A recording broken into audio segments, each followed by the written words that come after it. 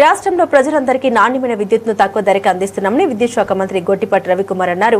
రంగంపేట మండలం వడిసెలేరులో కేంద్ర ప్రభుత్వం ఎస్సీ ఎస్టీలకు అందిస్తున్న పీఎం సూర్యగర్ ముఫ్త్ బిజిలీ యోజన పథకంలో ఏర్పాటు చేసిన సోలార్లను ప్రారంభించారు. 36 లక్షలతో నిర్మించబోయే హెల్త్ క్లినిక్ సెంటర్ కు శంకుస్థాపన చేసి వడిసెలేరు ఊరి లోపలికి వెళ్లే సుమారు 2 కోట్ల రూపాయలతో నిర్మించిన సీసీ రోడ్డును ప్రారంభించారు. అనంతరం కాకతీయ కమ్మ కళ్యాణ మండపంలో ఆనపర్తి ఎమ్మెల్యే నల్లమిల్లి రామకృష్ణారెడ్డి అధ్యక్షతన ఏర్పాటు చేసిన సమావేశంలో మంత్రి రవికుమార్ మాట్లాడారు.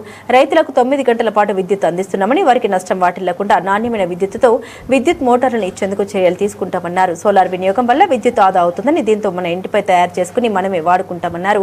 పీఎం సూర్యగర్ బిజిలీ యోజన పథకంలో బీసీలకు కేంద్ర ప్రభుత్వం అందిస్తున్న 78,000 రూపాయలకు మరో 20,000 రాష్ట్ర ప్రభుత్వం అందించడానికి ముఖ్యమంత్రి చంద్రబాబు యోచిస్తున్నారని తెలిపారు. ఈ పథకం వినియోగానికి దళితులు ముందుకు రావడం అభినందనీయమన్నారు.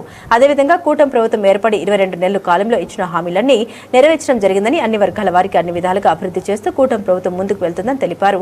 70% పనులు పూర్తయిన పోలవరం కాలువను గత జగన్మోహన్ రెడ్డి ప్రభుత్వం కనీసం మిగిలిన 30% పనులు కూడా చేయలేకపోయిందని విమర్శించారు.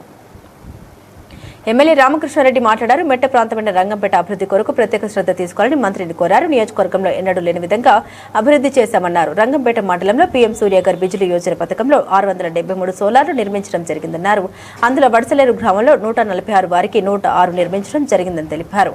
అనంతరం అభివృద్ధి ప్రదాత అంటూ ఎమ్మెల్యే రామకృష్ణారెడ్డిని గజమాలతో సత్కరించారు. ఈ కార్యక్రమంలో రాజమహేంద్రవరం పార్లమెంట్ సభ్యురాలు Purandeswari, rural MLA Butchi Chowdary, TDP జిల్లా అధ్యక్షుడు చైర్మన్ బొడ్డు వెంకటరమణ చౌదరి, జనసేన పార్టీ సమన్వయకర్త రావాడ నాగు, రంగంపేట మండల జనసేన పార్టీ అధ్యక్షులు గిరిజాల సత్యబాబు, రాష్ట్ర లీగల్ సెల్ కార్యదర్శి నీలపాల త్రిమూర్తులు, జనసేన పార్టీ నాయకులు యానల కొండయ్య, ప్రభుత్వ ఆసుపత్రి అభివృద్ధి కమిటీ సభ్యులు ఎలమాటి రాంబాబు, రంగంపేట మండల టీడీపీ అధ్యక్షులు ఉద్దండరావు శ్రీనివాసరావు, ఆత్మ కమిటీ చైర్మన్ వెలుగుబడ్డి సత్యబాబు, విద్యుత్ శాఖ SE Tilak, D Natarajan, ADE Gopalakrishna, ఆత్మ కమిటీ సభ్యుడు బుల్లిదొర, రంగంపేట ఏఈ శిరీష, రంగంపేట విద్యుత్ శాఖ సిబ్బంది, రంగంపేట పిహెచ్సి వైద్య అధికారిని వేణు, శ్రీలక్ష్మి, టీడీపీ నాయకులు వి శ్రీనివాసరావు, వెంకన్న దొర తదితర అధికారులు, కూటమి నాయకులు పాల్గొన్నారు.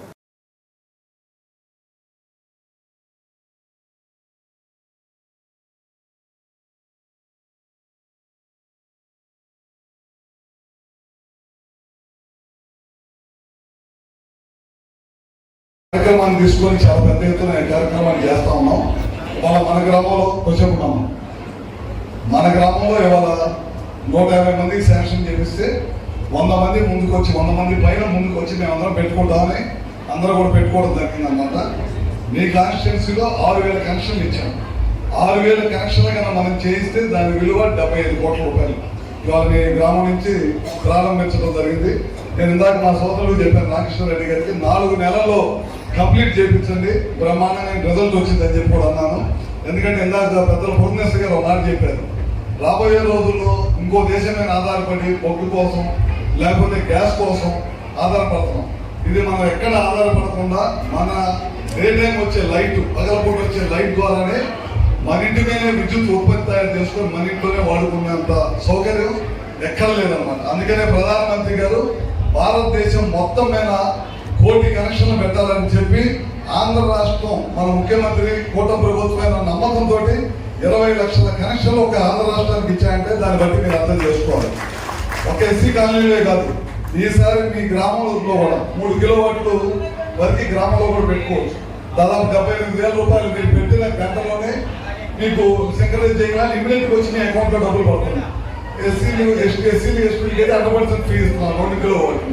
అదేవిధంగా ఇప్పుడు మనం బీసీలకు వచ్చేసరికి కేంద్ర ప్రభుత్వం ఇచ్చే 78,000 కాకుండా మళ్ళీ మనం ఒక 20,000 ఇద్దామని చెప్పి మన మధ్య ముఖ్యమంత్రి గారు నిర్ణయం తీసుకున్నారు. ఈ కార్యక్రమాలన్నీ కూడా ఈ ప్రభుత్వం ఈ 2-3 నెలల్లోనే మొత్తం కూడా చేయాలని చెప్పి ప్రభుత్వం నిర్ణయించింది. అదేవిధంగా ఆర్టీసీఎస్ ద్వారా గ్రామాలకి ఉన్న 24 గంటల కరెంట్ ఇవ్వాలి. వ్యవసాయానికి వచ్చేసరికి 9 గంటలు నాణ్యమైన విద్యుత్ ఇవ్వాలనే దానికోసం దాదాపు 8,000 కోట్ల రూపాయలతో మనం బైఫర్కేషన్ చేసి ఆర్టీసీఎస్ కార్యక్రమం ద్వారా చాలా పెద్ద ఎత్తున చేస్తున్నాం. అదే కాకుండా ఇందాక రామకృష్ణ రెడ్డి గారు వాళ్ళు మీరు విషయాలు అడిగారు. ఒకటేమన్నా ఇక్కడ రైతాంగానికి బాగా ఇబ్బందికరమైన పరిస్థితి వస్తుంది, మనం ఇచ్చే మోటార్లు కాలిపోతుంది, ఎక్కువ లోడ్ పడేస్తున్నారు. తప్పకుండా ఇక్కడ స్పెషల్ డ్రైవ్ పెట్టించేసి ఏ ఒక్క రైతుకి కరెంటు వల్ల కానీ మోటార్ వల్ల కానీ నష్టం జరగకూడదని ప్రభుత్వం చేసింది. తప్పకుండా దాని వరకు మేము తప్పకుండా చేస్తాం. 2 సబ్స్టేషన్లు ఎట్టి పరిస్థితుల్లో కట్టాలన్నారు, అవి కూడా తప్పకుండా చేపిస్తాం. ఒకసారి మన రామకృష్ణారెడ్డి గారు, జోగేశ్వరరావు గారు కూడా కలిసి వచ్చి 220 kV సబ్స్టేషన్ పెట్టాలన్నా ఇందాక మా అధికారులు అందరూ కూడా వచ్చారు, చెప్పడం జరిగింది. తప్పకుండా ఈ కార్యక్రమాలు ఆయన ఏదైతే అడిగారో అగ్రికల్చర్ కనెక్షన్ కానీ లో వోల్టేజ్ సంబంధించడం కానీ అట్లాంటి ఏదైతే అడిగారో అన్ని కూడా తప్పకుండా చేస్తాం. ముఖ్యమంత్రి గారు ఒకటి చెప్పాడు, మనం నాణ్యమైన కరెంట్ ఇవ్వాలి, తక్కువ రేటుకి ఇవ్వాలి. అంటే గత గవర్నమెంట్ లాగా 9 సార్లు 10 సార్లు విద్యుత్ ఛార్జీలు పెంచకూడదు, తక్కువ రేటుకి ఇవ్వాలి, మంచి కరెంట్ ఇవ్వాలి, లో వోల్టేజ్ రాకూడదు అనే ఉద్దేశంతో ఈ ప్రభుత్వం ఈ కార్యక్రమాలన్నీ చేస్తుందని చెప్పి కూడా సభాముఖంగా మీ అందరూ తెలియజేసుకుంటూ, ఈ ప్రభుత్వం వచ్చి 22 నెలలైంది. ఇచ్చిన మాట ప్రకారం పెన్షన్లు పెంచడం కానీ, చదువుకోవడానికి పిల్లలకు డబ్బులు ఇచ్చే కార్యక్రమం కానీ, మహిళలకు గ్యాస్ ఇచ్చే కార్యక్రమం కానీ, ఉచితంగా బస్సు ప్రయాణం చేసే కార్యక్రమం కానీ, 16,000 మంది డిఎస్సీ ద్వారా ఉద్యోగాలు ఇచ్చే కార్యక్రమం కానీ, ఏ ఒక్క కార్యక్రమాన్ని కూడా చూజా తప్పకుండా నెరవేర్చిన ప్రభుత్వం ఏదైనా ఉందంటే అది కూటమి ప్రభుత్వం, చంద్రబాబు గారి నాయకత్వం చెప్పడంలో ఏమాత్రం కూడా సందేహం లేదు. ఇలాంటి కార్యక్రమాలు రాబోయే రోజుల్లో ఇంకా మరెన్నో కార్యక్రమాలు ఈ ప్రభుత్వం ప్రజలకు అందించిందని చెప్పి, గత ప్రభుత్వం లాగా మన మధ్య జగన్మోహన్ రెడ్డి చెప్తా ఉన్నారు, మనం చెప్పుకోలేక ఓడిపోయామని చెప్తున్నాడు. ఆయన చెప్పుకోవడానికి ఏమీ చేయలేదు, ఒకటే ఓటు చేశారు. కక్షలు కార్యక్రమాలతోటి అందరినీ జైలు వేయటం, వ్యవస్థను సర్వనాశనం చేయడం. నీకు పక్కనున్న పోలవరాన్ని 71% పూర్తయితే కనీసం 30% పూర్తి చేయలేని అసమర్థులు ఎవరు ఉన్నారంటే జగన్మోహన్ రెడ్డి. సర్వనాశనం చేసి రాజధానిని సర్వనాశనం చేసి వదిలిపెట్టారు. ఇట్లాంటి అసమర్థమైన ముఖ్యమంత్రిని ఇంటికి పంపించడం జరిగింది.